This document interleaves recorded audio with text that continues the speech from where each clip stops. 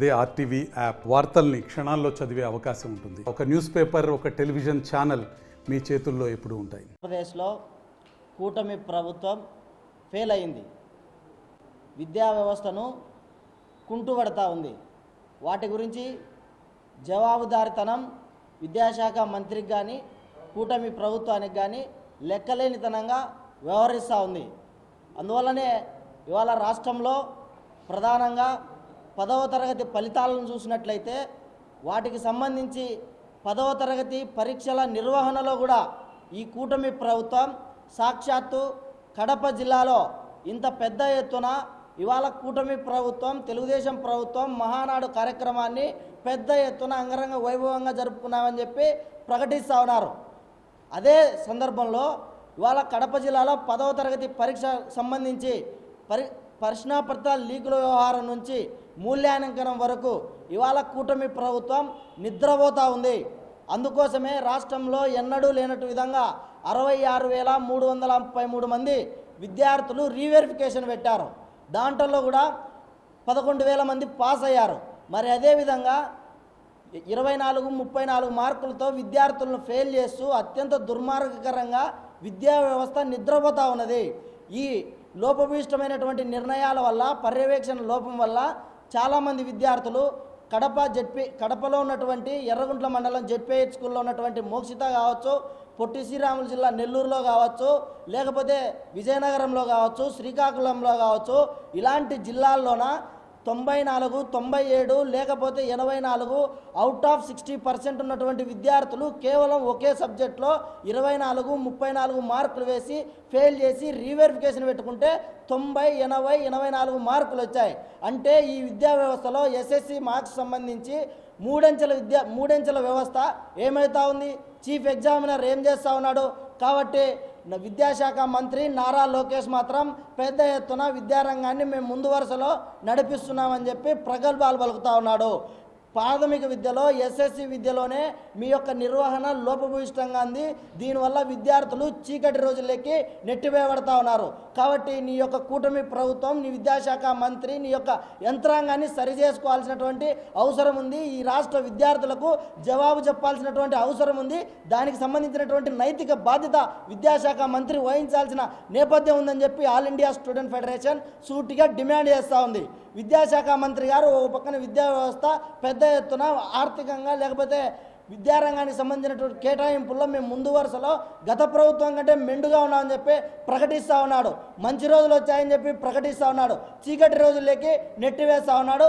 అందుకోసమే ఇవాళ పారామెడికల్ విద్యకు సంబంధించి కూడా ఇవాళ వైద్య విద్యలో పెద్ద ఎత్తున దోపిడీ, దందా, లేకపోతే మీరు చేసేటువంటి రిఫార్మ్స్ వల్ల విద్యార్థులు చీకటి రోజుల్లోకి నెట్టివేయబడతా ఉన్నారు. అందుకు సాక్షాత్తు నిదర్శనమే పారామెడికల్ సంబంధించి ఎప్పుడో నవంబర్లో జరగాల్సినటువంటి పారామెడికల్ పరీక్షను ఇవాళ మీరు జూన్లో తీసుకొని వచ్చి పరీక్షలు తరగతులు నిర్వహించకపోయినా, ఇవాళ అకాడమిక్ ఇయర్ జరగకపోయినా, లెక్చరర్లు సరిగా పాఠాలు చెప్పకపోయినా యూనివర్సిటీ నుంచి గైడ్లైన్స్ ఇప్పించి వెంటనే పాఠాలు నిర్వహిస్తూ ఉన్నారు, పరీక్షలు నిర్వహిస్తూ ఉన్నారు.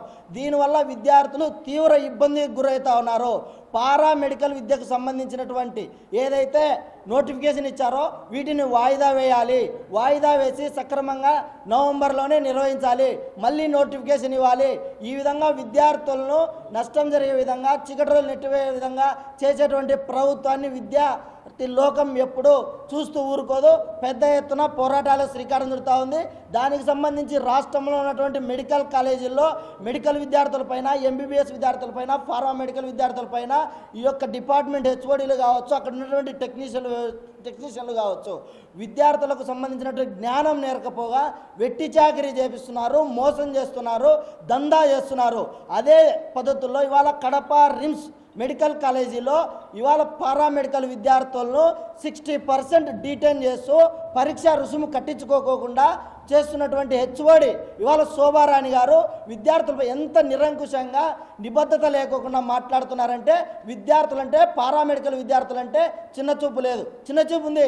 ఎంత నిర్లక్ష్యంగా మీరు ఏం చేసుకుంటారో చేసుకోండి, ఏ మంత్రికి చెప్పుకుంటారో చెప్పుకోండి, ఏ ఎమ్మెల్యేకి చెప్పుకుంటారో చెప్పుకోండి, ఏ ప్రిన్సిపల్కు కంప్లైంట్ చేస్తారో చేసుకోండి అనేటువంటి మాటలు వస్తున్నాయంటే ఎంత అహంకారపూరితమైనటువంటి మాటలు మాట్లాడుతున్నారో, విద్యార్థులను ఎంత బానిస బానిసలుగా చూస్తున్నారో ఇవాళ మనకు స్పష్టంగా అర్థమవుతుంది.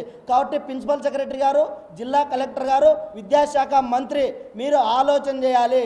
రాష్ట్రంలో డిగ్రీ, పారామెడికల్, మెడికల్ లేకపోతే ప్రాథమిక విద్య నుంచి నీ ప్రభుత్వం నిద్రపోతూ ఉంది కాబట్టి విద్యార్థులు ఆత్మహత్యలు చేసుకుంటున్నారు, విద్యార్థులకు నష్టం జరుగుతుంది, విద్యార్థులు చీకటి రోజులు లేకపోతా ఉన్నారు.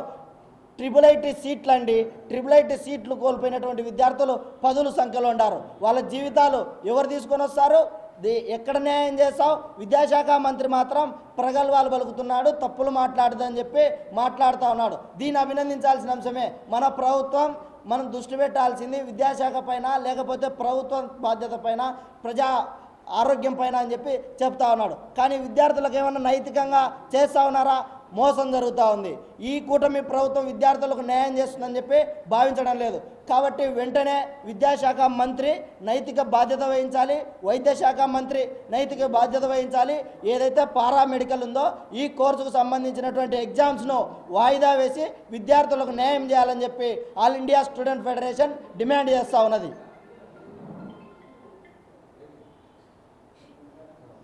మరిన్ని వీడియోస్ కోసం ఛానల్ ని సబ్స్క్రైబ్ చేయండి. లేటెస్ట్ అప్డేట్స్ కోసం వాట్సాప్ ఛానల్ ని ఫాలో చేయండి. అండ్ లింక్ డిస్క్రిప్షన్ లో ఉంది.